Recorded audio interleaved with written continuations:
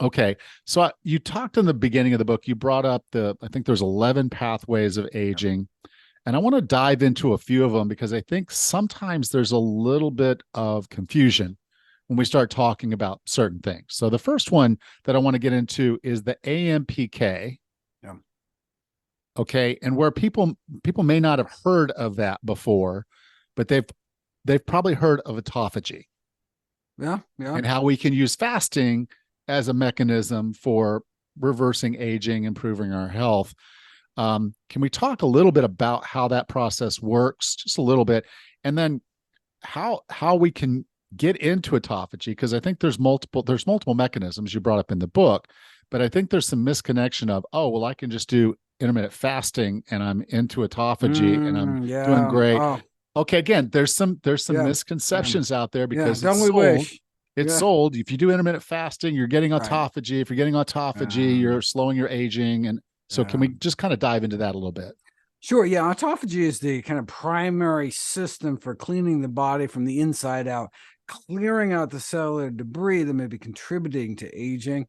Some food components can suppress autophagy, like acrylamide, which is a compound concentrated in French fries and potato chips, whereas others, like spermidine and the antioxidants in coffee, can actually help your cells kind of take out the trash. So, to boost this anti aging pathway, I encourage readers to consider on a daily basis 60 minutes of moderate to vigorous aerobic activity.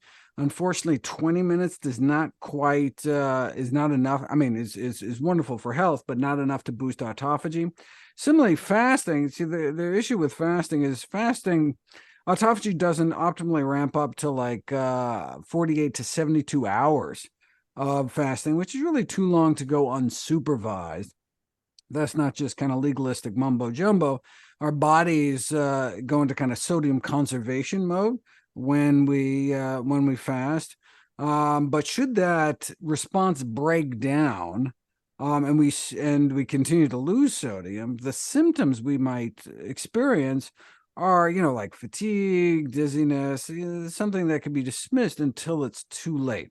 So that's why, prolonged fasts should really be only done under kind of medical supervision, where they actually kind of test your electrolytes and make sure your body's doing what it's supposed to be doing. And so the study suggesting that, 12 hours of fasting can boost autophagy. Yeah, in mice, but that's because mice's metabolism is so much higher. A few days of fasting can actually kill a mouse. They can lose like 40% of their body mass after a day or two of fasting. But unfortunately, yeah, in humans, it takes a little longer. But again, we don't have to walk around starving all the time. We can, 60 minutes of aerobic exercise, minimizing our intake of French fries and potato chips, trying to get about at least 20 milligrams of spermidine. And by incorporating spermidine-rich foods in our diet, so that's tempeh, which is a fermented whole soy product, but any mushroom will do. Peas and wheat germ. So adding wheat germ to my diet was something new after this book, because I wanted to get the spermidine to boost autophagy. And also drinking 3 cups of coffee a day, either regular or decaf, can boost autophagy thanks to the glorogenic acids. Yeah.